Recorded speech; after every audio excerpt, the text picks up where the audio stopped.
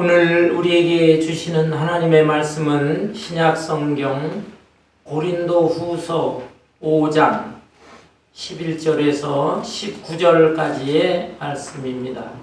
신약성경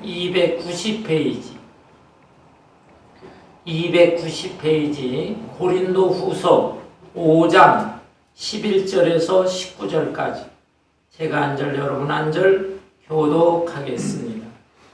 우리는 주의 두려우심을 알므로 사람들을 권면하거니와 우리가 하나님 앞에 알려졌으니 또 너희의 양심에도 알려지기를 바라노라.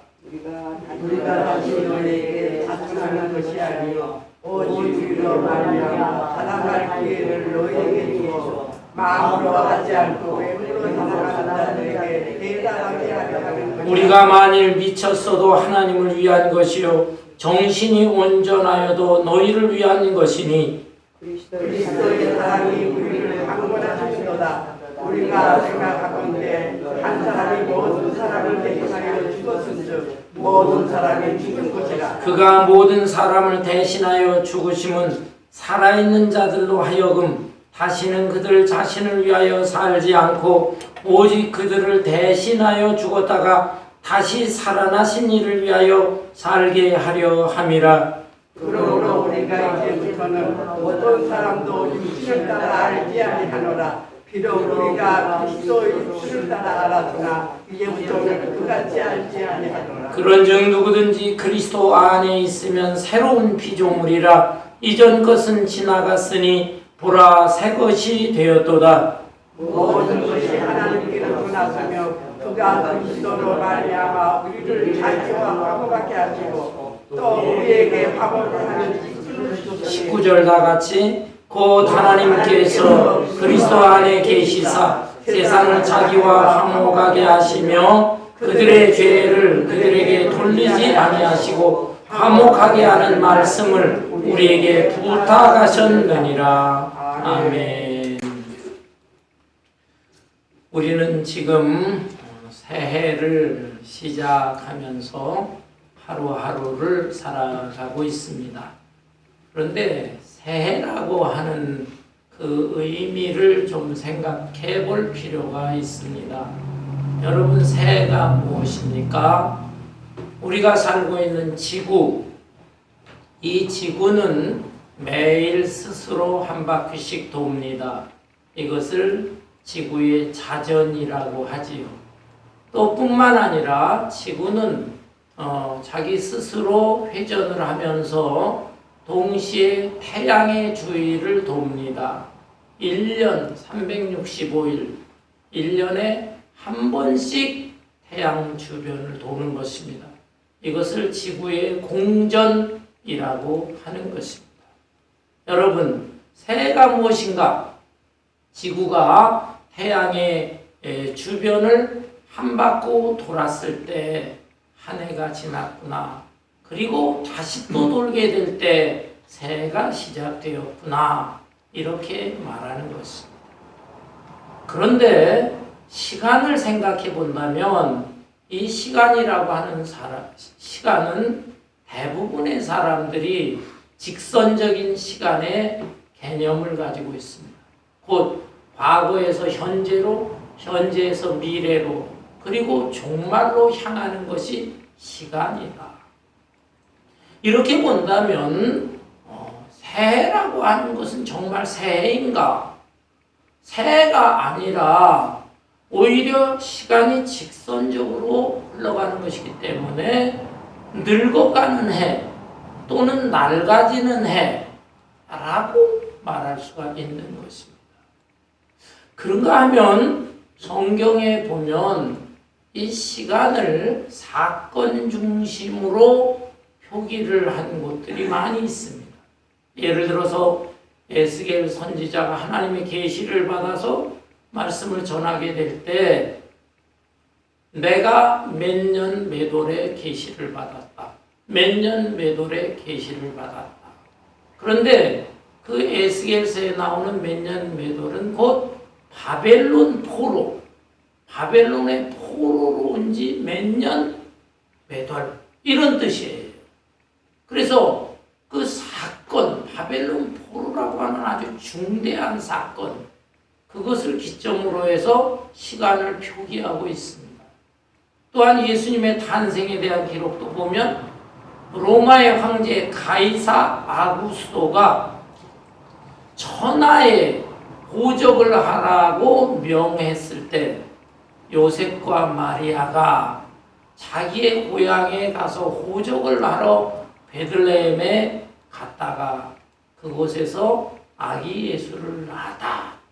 이런 내용의 기록이 있습니다. 여기에서도 보면 가이사 아구스토, 로마의 황제죠. 이 황제가 로마뿐만 아니라 식민 통치하는 모든 제국 천하에 명령을 내렸다. 호적을 하라라고 하는 명령. 굉장히 중대한 사건입니다. 그 사건을 중심으로 기록을 하게 되었다라는 거예요. 여러분, 이런 차원에서 본다면 새해라고 하는 것은 도대체 무엇이 새해인가? 물리적인 시간으로 또는 객관적인 시간으로 다른 사람들이 2023년에서 2024년이 되었다. 또는 달력을 새로 바꿔 붙였다. 그것이 새해가 아닌 것입니다. 내 자신의 입장에서 생각한다면 나에게 중대한 사건이 있을 때, 곧 내가 새로워지는, 내 자신이 새로워지는 엄청난 사건이 있을 때, 그때 새해가 진짜 새해가 되는 것이다 라는 말씀입니다. 여러분, 새해의 의미를 잘 생각해야 됩니다. 2024년이 되었다고 해서 여러분 모두에게 또는 여러분 각자에게 새해가 되는 게 아니에요. 여러분 자신이 새로워지고 새롭게 변화될 때 그 새해가 진정으로 새해가 될 수 있는 것입니다. 오늘 이 본문 말씀 고린도후서 5장 17절에 보면 아주 유명한 구절이 기록되어 있습니다. 고린도후서 5장 17절 그런즉 누구든지 그리스도 안에 있으면 새로운 피조물이라 이전 것은 지나갔으니 보라 새 것이 되었도다. 새로운 피조물, 아주 굉장히 중요한 말씀이 언급되어 있습니다. 이 본문 말씀은 바울 사도가 고린도 교회에 보낸 편지의 내용인데 당시에 고린도 교회 안에는 이 바울을 미워하는 적대시하는 자들이 있었습니다. 그 적대자들은 바울을 가리켜 사도가 아니라고 그랬어요. 사도가 아니니까 이 바울의 가르치는 말씀을 받아들일 필요가 없다는 것이죠. 교회가 이 혼란이 빚어지게 되었습니다. 그들은 왜 바울이 사도가 아니라고 하느냐? 여러분, 사도에게는 자격 조건이 있어요. 사도의 자격 조건. 사도라고 하는 뜻 자체는 보내심을 받은 자라는 뜻이에요. 곧 하나님에 의해서 또는 예수님에 의해서 보내진 사람이란 뜻입니다. 그런데 좀 더 구체적인 자격 조건은 무엇이냐 하면은 예수님의 공생에 3년 동안 예수님이 공적 사역을 하셨는데 그 공생에 동참한 사람이어야만 합니다. 예수님과 더불어 동고동락하면서 예수님의 가르침을 받은 자가 사도가 될 수 있습니다. 또 한 가지 중요한 조건은 예수님의 부활하심을 직접 눈으로 목격한 사람, 이런 사람이 사도가 될 수 있는 것입니다.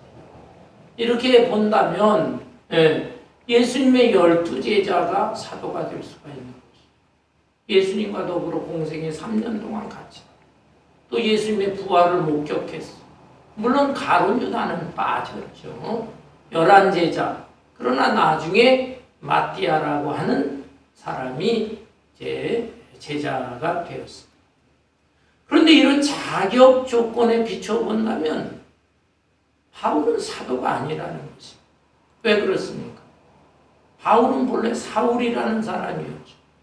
그리고 예수님을 핍박하는 사람이었어요. 이 사람은 예수님의 공생에 동참한 경험이 없는 사람이에요. 그러니까 이 바울이 어떻게 사도라고 할 수 있느냐라는 것이죠.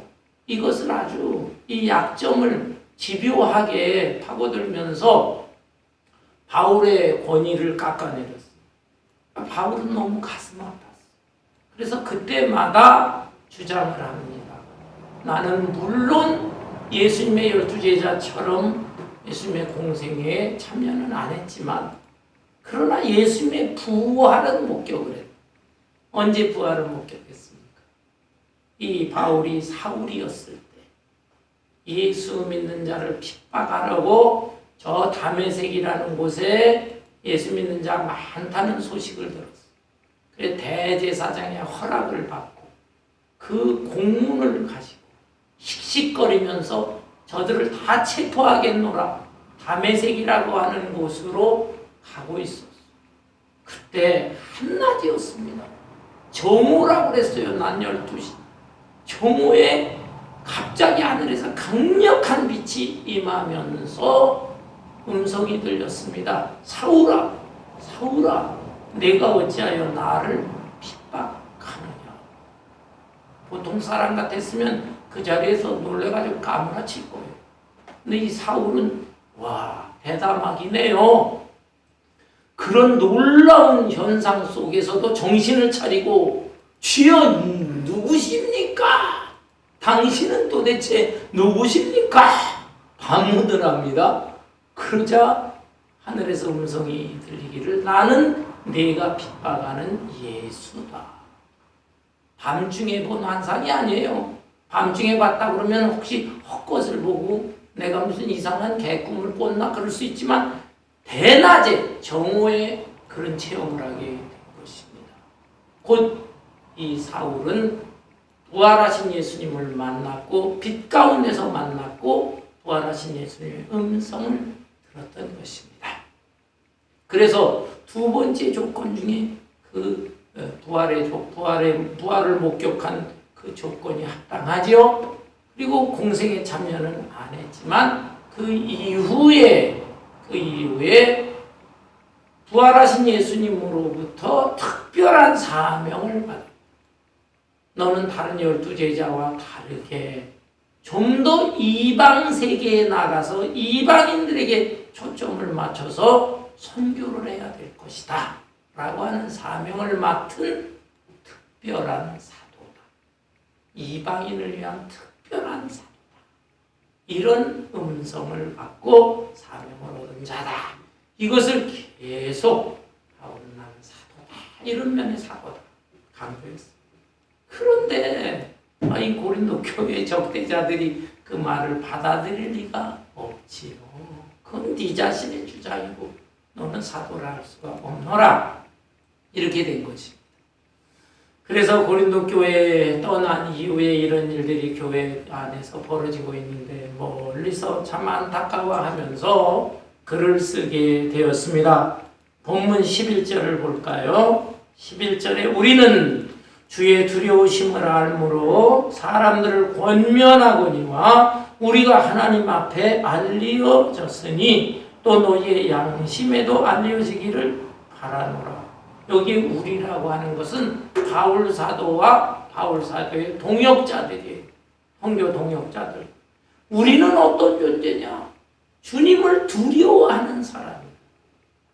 하나님이 살아계시고 하나님 앞에 내가 거짓을 말한다고 한다면 하나님께서 나에게 벌을 내리신다.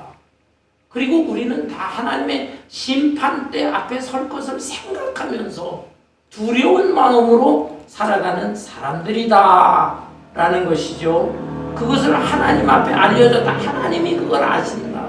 그리고 너희의 양심, 고린도 교회 대부분의 성도들의 순수한 양심을 가진 성도들은 나 바울이 어떤 존재인가 라는 것을 분명히 알 것이다.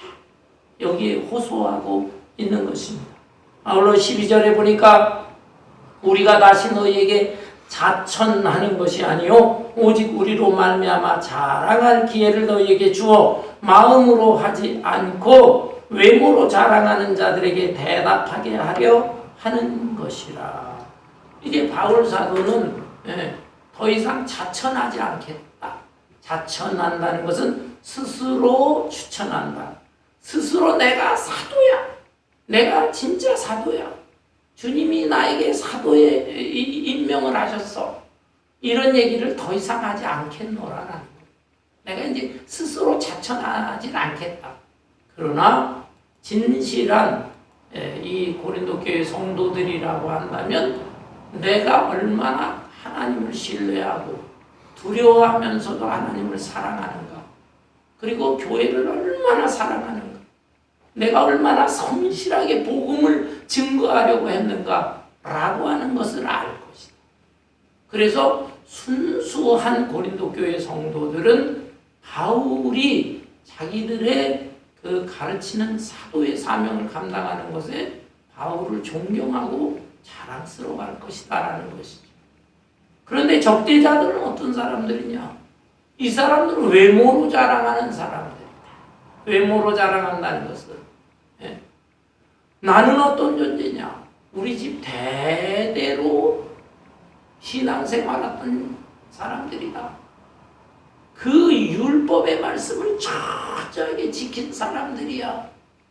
우리는 정통 유대인이야. 이런 것을 자랑하는 사람. 그런 사람들이 바울의 적대자. 그래서 바울 정통 유대인이라고 할 수 없는 사람, 그리고 문제가 많은 사람, 어떻게 저런 사람이 사도라고 할 수 있는가? 그걸 비난하는데 그들은 외적인 조건을 자랑하지만 나는 내적으로 내가 주님과 교통했고 주님의 진정한 그 은혜를 받아서 사도가 된 것, 그것을 사명감을 가지고 증거하는 사람이기 때문에 고린도 교회의 성도들이 양심을 가지고 있다면 그것을 분별할 수 있을 것이다. 이렇게 말하고 있는 것입니다. 그러면서 13절에 보면 우리가 만일 미쳤어도 하나님을 위한 것이요 정신이 온전하여도 너희를 위한 것이니 이 바울의 적대자들은 바울 사도에게 때로는 미친 사람이다 라고 비방을 했어. 왜냐하면 바울은 하나님으로부터 특별 계시를 받았어.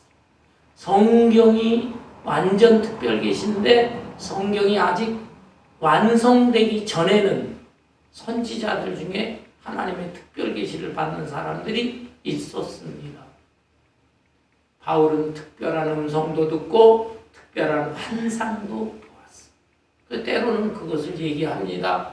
그러니까 정통 유대인들이라고 하는 사람들이 저 바울은 조금 미친 사람이야. 엉뚱하게 헛것을 보고 엉뚱한 소리를 하는 사람이야 라고 비방을 했다. 그런가 하면 또 바울 사도가 어떤 때는 정신이 온전한 사람이야. 바울은 공부도 엄청나게 한 사람이에요. 그러면서 아주 논리적으로 성도들을 가르칠 때도 있는데 저럴 때 보면 정신이 또 온전하네. 그러면서 놀려대기도 했다 이 말이에요. 그런데 그것에 대해서 바울 사도가 지금 이렇게 기록하고 있어요. 우리가 만일 미쳤어도 나와 우리 동역자들이 미쳤다고 하는 말을 듣는데 설령 미쳤다 할지라도 우리는 하나님에게 미친 사람이다.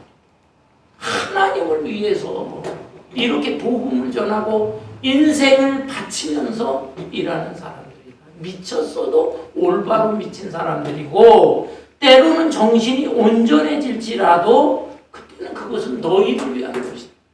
고린도 교회를 그만큼 사랑해서 고린도 교회를 어떻게 하면 잘 주님의 몸된 교회가 되도록 할까 헌신했다 이 말이죠. 이렇게 자기 자신에 대해서 아주 진실한 마음을 표현을 하고 있는 것입니다. 그러면서 14절에 보니까 그리스도의 사랑이 우리를 강권하시는 도다. 그러면 자기가 어떻게 이런 사람으로 변화되었는가? 예수 그리스도의 사랑을 내가 체험을 했고 예수님에게 강권 붙잡혔어요. 예수님 강하게 붙잡으시고 나를 복음을 전하는 사명자로 권면하셨다. 강권하셔서 내가 이런 사람이 되었노라. 이렇게 자기 자신의 심정을 표현하고 있는 것입니다. 그러면서 17절에 그런 점 누구든지 그리스도 안에 있으면 새로운 피조물이다. 이 말씀을 하게 된 것이에요. 여러분, 새로운 피조물이라고 하는 것이 무슨 뜻일까요? 하나님께서 창조주죠. 창조주가 되셔서 이 세상에 있는 모든 것들은 다 피조물입니다. 그런데 하나님이 천지 만물을 창조하시고 마지막 날 인간을 만드실 때 다른 피조물과는 다르게 특별한 존재 창조하셨어요. 흙으로 육체를 만드시고 육체 속에 생기를 불어넣으셔서 영혼을 만드셨다. 육체와 영혼을 가진 존재예요. 그런데 영혼은 다시 둘로 구분할 수 있습니다. 혼과 영으로. 혼은 정신입니다. 정신이라는 것은 지정의를 갖춘 기능, 지정의의 기능을 할 수 있는 요소. 지적으로 생각하고 또 감정적으로 느끼고 의지적으로 뜻을 세우고 결단하고 할 수 있는 기능이 인간에게 있는 것입니다. 그런데 이런 혼만 있는 것이 아니라 그 속에 영이 있어. 이 영이라는 것은 바로 하나님은 영이시니 영적인 하나님과 교통할 수 있는, 교제할 수 있는 가장 중요한 요소가 되는 것입니다. 그 영이 영적인 존재인데 인간이 죄로 인해서 그 영이 죽어버렸어. 영이 죽어버렸다. 그러니까 세상에 지금 불신자들은 육신이 있고 정신만 있고 그렇게 살아가는 것입니다. 그들에게도 육체적인 건강하면은 활발하게 움직이고 정신적으로, 지적으로 생각이 있어요. 감정적으로 느껴요. 의지적으로도 결단해요. 그렇지만 영이 죽어있다. 하나님과 교제할 수가 없어요. 그래서 하나님을 모르는 것입니다. 하나님이 어디 있다고 하느냐.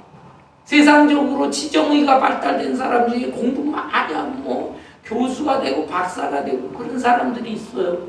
그래도 영이 죽었기 때문에 하나님이 어디 있어.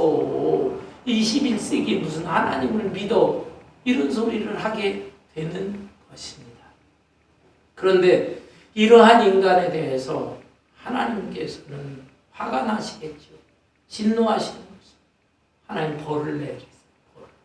그래서 때때로 이 지구상에 엄청난 하나님의 심판이 임하기도 했어요. 그렇지만 하나님은 진노보다도 사랑을 더하시는 거예요. 사랑하셔서 이 영이 죽어있는 존재를 다시 내가 창조해야 되겠다.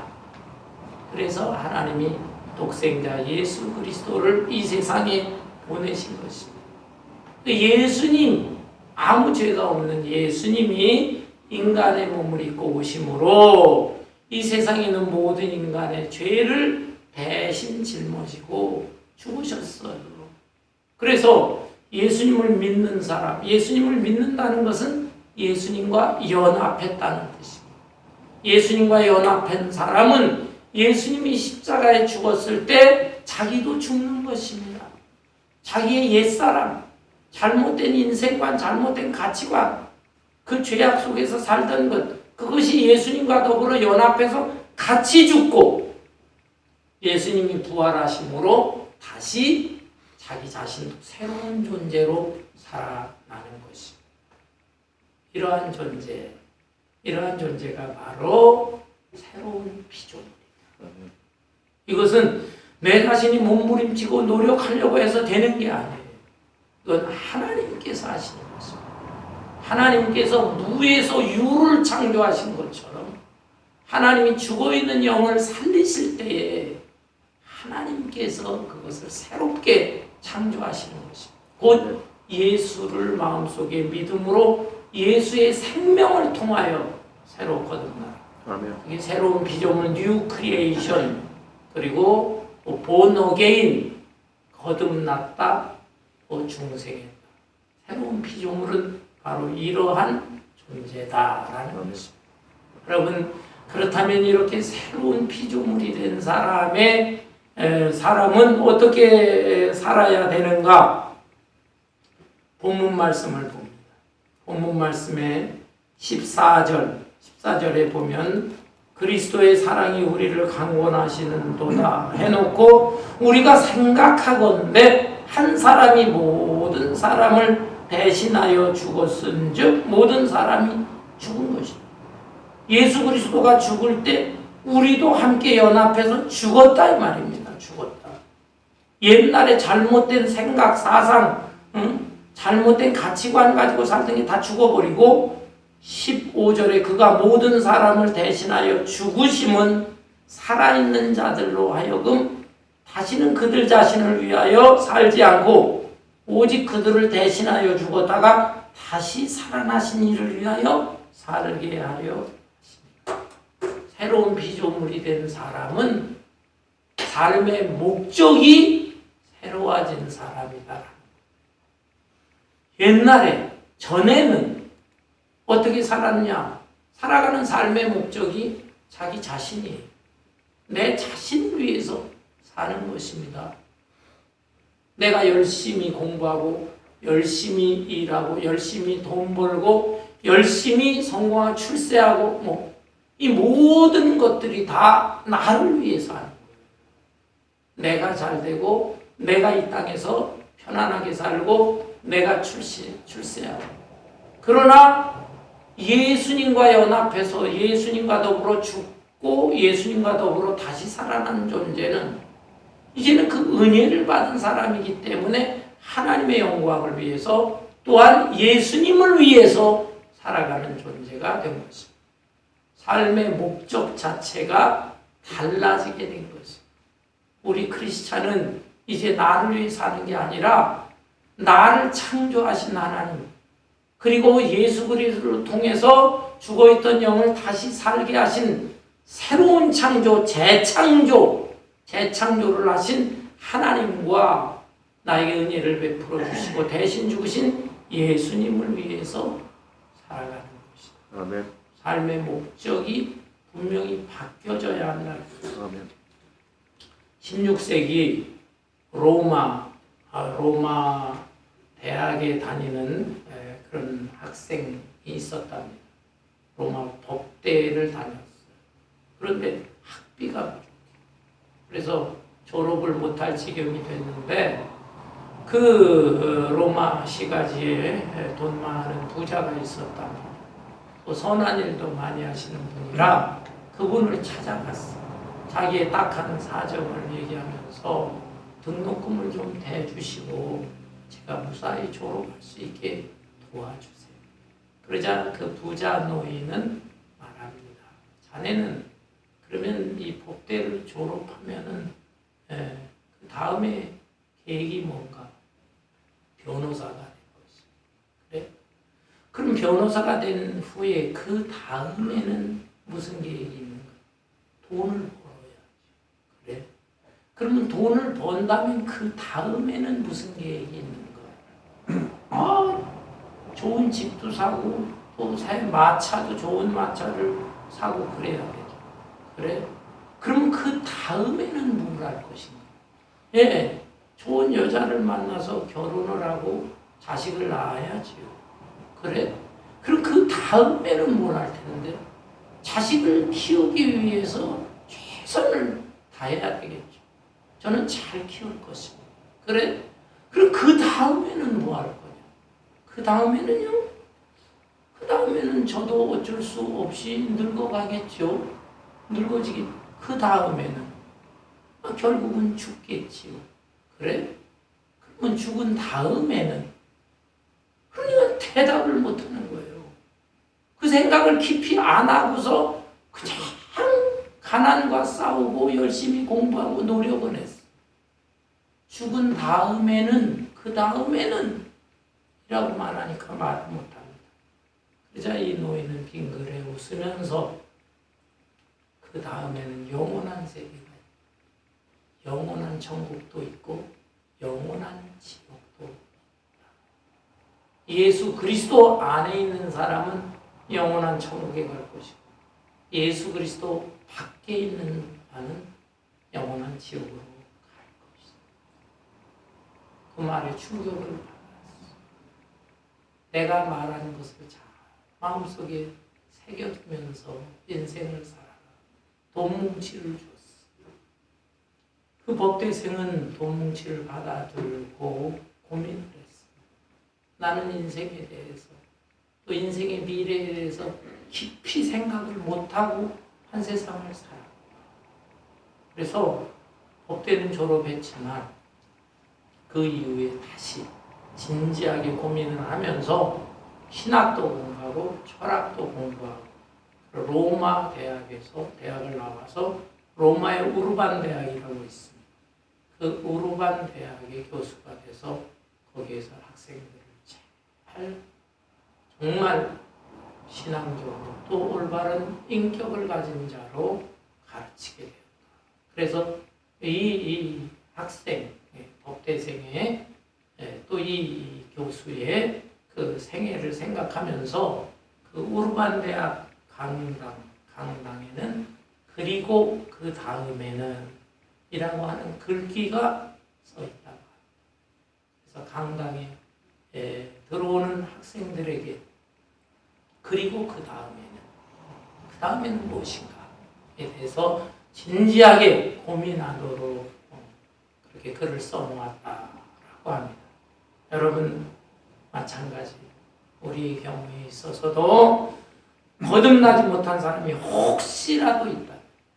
여러분 인생과 미래를 생각해 보시고 또 우리 성도님들은 다 거듭난 분들, 구원의 확신을 가진 분들이라 저는 그렇게 믿고 있습니다. 그런 분들이라고 한다면 삶의 목적이 달라져야 합니다. 기껏해야 내 자신, 그리고 기껏해야 내 자식들, 내 새끼들, 그것만을 위해 사는 것이 아니라 그거보다 더 우선되는 것은 나에게 은혜를 베풀어 주신 하나님을 위해서 또 나를 위해 십자가에 죽기까지 하신 그리스도를 위해서 내가 살아야 되겠노라. 이렇게 삶의 목적을 분명히 할 수 있는 저와 여러분이 되시기를 바랍니다. 아울러 새로운 피조물이 된 사람은 다른 사람들을 볼 때에 육체대로 보지 않는다. 외적인 면으로 보지 않는다라고 하는 것입니다. 본문 말씀 16절에 보면 그러므로 우리가 이제부터는 어떤 사람도 육신을 따라 알지 아니하노라. 비록 우리가 그리스도도 육신을 따라 알았으나 이제부터는 그같이 알지 아니하노라. 이제 바울 사도와 동역자들은 사람들을 보는데 그 사람들이 나이가 많으냐 적으냐, 그 사람들이 뭐 돈이 많으냐 적으냐, 저 사람들이 공부를 많이 했냐, 저 사람들이 사회적인 지위가 높으냐 낮으냐, 그것으로 보지 않는다는 거죠. 전에는 그렇게 봤다. 지금도 세상 사람들은 그것으로, 그 관점으로 사람들을 보고 평가하는데 새로운 피조물이 된 사람들은 다른 사람을 볼 때 그렇게 보지 않는다. 그의 외면, 육신이 아니라 그의 속사람, 내면을 보면서 저 사람이 정말 영적으로 거듭난 사람인가, 그러면서 정말 주님이 기뻐하시는 올바른 가치관과 인생관을 가진 사람인가, 그것을 보면서 평가한다라고 하는 것입니다. 심지어 예수 그리스도도 마찬가지다. 예수님이 이 세상에 오셨을 때 정말 아주 낮은 자의 자리로 오셨잖아. 베들레헴 마구간에서 태어나서, 그리고 이스라엘 북쪽의 갈릴리 시골 동네, 거기에서 성장을 하셨어. 그런데 예수님께서 공생의 사역을 시작하게 될 때에 아주 고위직에 있는 사람들은 비아냥됩니다. 저 사람이 누구냐? 나사렛, 목수의 아들이 아니냐? 나사렛은 갈릴리의 한 동네예요. 그 시골 동네 아주 촌놈이다 이 말입니다. 촌구석에서 자란 자가 무슨 하나님의 말씀을 전하고, 심지어 또 다른 사람들이 메시아로 종교할 때 메시아로 존경추가 비아냥되고, 그 사람들은 다 예수님을 볼 때에도 외면적인 것으로만 봤다 이 말이에요. 그러나 내면을 봐야 된다. 바울 사도는 자기 자신도 그렇다. 자기 자신의 인생을 어떻게 살 것이냐, 당대의 유명한 학자, 이 헤브라이즘, 히브리즘, 그 다음에 헬레니즘, 양쪽 문화라죠. 양쪽 언어를 잘하죠. 그 다음에 당대 최고의 율법학자 가말리알 문화에서 공부했죠. 정말 세상 사람들이 볼 때에 너무너무 부러워할 만한 그런 조건을 가진 사람이에요. 근데 이 바울 사도는 그 모든 것을 다 예수님을 알고부터 그 별거 아니다. 배설물처럼 여깁니다. 배설물이 뭡니까? 고상하게 그렇게 표현한 거지, 쉬운 말로 똥이라 이 말이에요. 내가 외적으로 가지고 쌓은 인간적인 스펙 이런 것들은 다 배설물 똥에 불과한 것이다. 나는 이제 사나 죽으나 오직 예수 그리스도밖에 없노라. 그리고 다른 사람들을 상대할 때도 바울이 대단한 사람도 상대, 왕도 상대했어요. 총독도 상대했어요. 그런가 하면 피천에 빠진 사람, 가난한 사람, 영적으로 귀신 들린 사람, 이런 사람 상대했어요. 여러 사람들을 상대하지만 자기가 보는 관점은 외적인 걸 보는 것이 아니라, 육체대로 사람을 보고 판단하는 것이 아니라 그 속에 있는 내면을 바라본다는 것입니다. 새로운 피조물이 된 사람은 이렇게 할 줄 알아야 돼요. 오늘날에도 우리 주변에 다양한 사람들이 있습니다. 자본주의 사회이기 때문에 대부분이 돈으로 평가하는 거예요. 돈이 얼마나 많으냐. 그럼 무시할 수는 없어요. 육신의 삶을 위해서. 그러나 우리 크리스찬들은 그거보다 더 중요한 것이 있다. 그 속 사람의 모습. 그 사람이 어떤 생각을 가지고, 어떤 사고방식을 가지고, 어떤 인생관을 가지고 사느냐, 그것을 바라볼 줄 알고 그것으로 외적인 게 좀 초라하고 부족할지라도 훌륭한 사람, 그리고 겉은 화려하고 어쩌고 그래도 속이 비어있는 사람, 영이 죽어있는 사람들에 대해서는 참 안타깝구나 하는 마음을 가질 수 있어야 되는 것입니다. 이렇게 새로운 피조물이 된 사람은 삶의 목적이 달라져야 되는 것이고, 다른 사람들을 바라볼 때에도 평가를 달리해야 하는 것입니다. 아울러서 세 번째로 새로운 피조물이 된 사람은 화목의 직분을 감당할 줄 알아야 됩니다. 18절 19절에 보니까 모든 것이 하나님께로서 났으며 그가 그리스도로 말미암아 우리를 자기와 화목하게 하시고 또 우리에게 화목하게 하는 직분을 주셨으니 곧 하나님께서 그리스도 안에 계시사 세상을 자기와 화목하게 하시며 그들의 죄를 그들에게 돌리지 아니하시고 화목하게 하는 말씀을 우리에게 부탁하셨느니라. 하나님께서는 인간과 화목하기를 원하시는 분입니다. 본래 하나님과 인간은 교통했어요. 아담과 하와 다 교통하면서 에덴 동산에서 살았어요. 그런데 죄를 지음으로 인하여 하나님과의 관계가 깨져버렸어요. 그런데 예수님을 통해서 재창조, 새로운 피조물이 된 사람은 다시 하나님과 불화하고 하나님과 원수된 존재가 다시 하나님과 화목하게 되었어요. 우리는 하나님과 지금 교제하고 있어요. 그래서 예배도 드리는 거 아니겠습니까? 그런데 이제 우리가 새로운 존재가 됐다면 화목해 하라고 하는 직분을 우리에게 주셨다. 화평케 하라. 곧 세상에 나아가서 이 세상 사람들에게 나아가서 화목해 하라고 하는 이 직분을 주셨는데 그 사명, 하나님은 여러분들에게 화평을 원하십니다 라고 하는 이 말씀을 전해야 된다라는 것입니다. 하나님이 이 세상에 사람들이 죄 짓고 영이 다 죽어버리고 했는데 그냥 진노만 하시는 분이 아니에요. 사랑하세요. 지금 사랑하세요. 그래서 요한복음 3장 16절에 하나님이 세상을 이처럼 사랑하사 독생자를 주셨으니 이는 저로 말미암아 영생을 얻게 하려 하시니라. 모든 사람들이 다 하나님 앞에 돌아와 하나님과 다시 화목하기를 원하시는 분이다. 그렇기 때문에 우리에게 이렇게 화목해 하라고 하는 직분을 주셨는데 우리는 나가서 이 하나님의 거룩한 뜻을 증거하는 사람이 되어야 합니다. 이 증거는 말로만 되는 게 아니에요. 사람들이 말로만 해가지고는 효과가 없어요. 삶으로 보여줘야 돼요. 삶으로. 이게 참 어려워요. 삶으로 보여줘요. 따라서 우리 크리스찬들은 삶으로 어떻게 보여줘야 돼요? 가정과 교회가 중요해요. 가정에서 화목한 삶을 살아야 돼요. 부부간에도 화목해야 돼요. 화목해야 자식들이 우리 엄마 우리 아빠 그 밑에서 자라난 자기 자식 너무 엄마 아빠 좋아. 행복을 누릴 수가 있어. 그리고 그러한 가정을 다른 사람들이 볼 때 참 부럽다.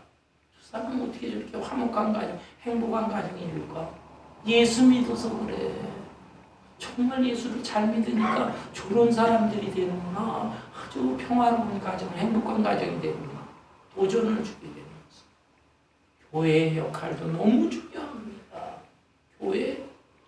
교회는 큰 교회나 작은 교회나 그것이 중요한 게 아니에요. 교회가 얼마나 진리의 말씀 안에서 그리고 예수 그리스도의 은혜를 느끼면서 화목을 이루는가. 그게 중요한 것입니다.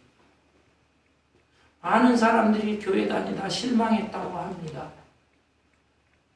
옛날 인도의 그 유명한 인도인들이 가장 존경하는 마하트마 간디라고 하는 사람이 영국에서 공부를 했어요. 또 변호사도 됐어요. 그런데 그 영국의 친구들이 교회 나가야지 전도했어요. 간디가 자기 집 주변에 있는 교회를 찾아갔어요. 찾아갔는데 문전박대를 당했어요. 백인들이 모이는 교회인데 유색인 중인 간디가 왔어요. 처음 나왔는데 안내하지를 않고 하는 말이 여기는 우리 백인들이 모여있는데 당신 같은 사람들이 모여있는 교회가 있습니다. 교회를 다니기 원하면 그쪽으로 가보시죠. 물론 안내하는 사람이 아주 나쁜 뜻으로 얘기한 건 아니지만 상처를 어떻게 예수 그리스도를 믿는 사람들에게 차별이 있느냐. 상처를 받고요. 간디는 평생 교회를 다니지 않았어요. 그러나 간디는 성경 말씀을 좋아했습니다.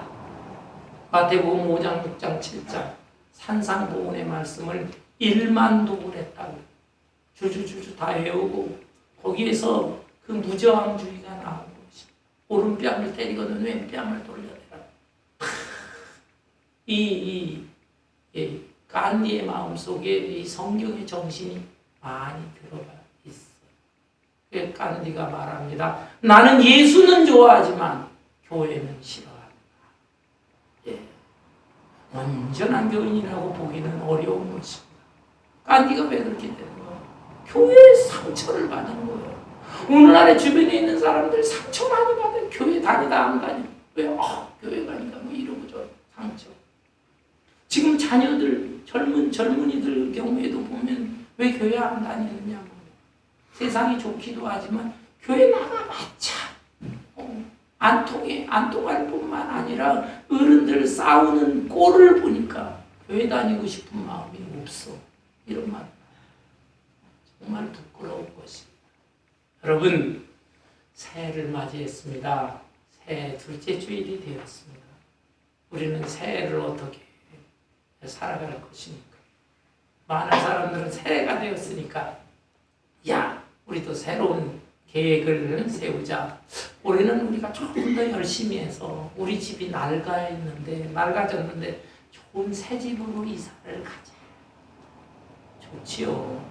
내 자동차가 자꾸 문제가 생기고 낡았는데 새 자동차를 사자. 좋지요. 집안에 있는 가구들 물건들도 새 것이 좋아. 새롭게 구입해보자. 사람들은 다 누구나 새 것을 좋아합니다. 근데 너무 새 것만 좋아해도 안 돼요. 어떤 사람은 새 것이 좋아 그러면서 아예 남편도 새로 갈아쳤으면 좋겠어. 마누라도 새 거 갈아쳤으면 좋겠어. 그러면 안 되겠지요. 그런데 새 것을 좋아합니다. 그거 인정할 수 있어요. 그러나 외적인 거, 새 것, 그것을 자꾸 구입을 하고 외적인 새 것으로 자기를 좀 포장도 하고 하려고 하는 것보다는 내 내면의 모습이 새로워져야 되는 것입니다. 나는 정말 주 안에서 새로운 피조물인가. 거듭났다고 하고 수십 년 신앙생활을 했다고 하는데 나는 정말 내 인생의 목적이 우리 하나님과 예수 그리스도 주님에게 있는가. 그 다음에 나는 사람들을 바라보고 평가할 때에도 정말 올바른 신앙적 가치관으로 사람들을 보고 있는가. 그리고 나는 정말 화목의 직분을 가진 사람으로서 성 프란시스가 말한 것처럼 주여 나로 하여금 평화의 도구가 되게 하여 주옵소서. 나는 평화의 사도, 평화의 도구로서 살아가고 있는가. 내가 가는 곳에 분위기가 나빠졌다가 분위기가 좋아지는 피스메이커인가. 아니면 내가 가는 곳마다 문제가 일어나는 것. 트러블 메이커는 아닌가. 이런 것을 잘 살펴보면서 진정으로 새로운 사람, 성숙한 사람, 예수 그리스도 안에서 거듭날 뿐만 아니라 예수님의 고귀한 성품을 닮아가고 예수님의 맡겨주신 사명까지도 잘 감당하는 사람이 되어서 진정 새해를 새해답게 살고 앞으로의 남은 생애가 날마다 새로워질 수 있는 저와 여러분 되시기를 주님의 이름으로 축원합니다. 아멘.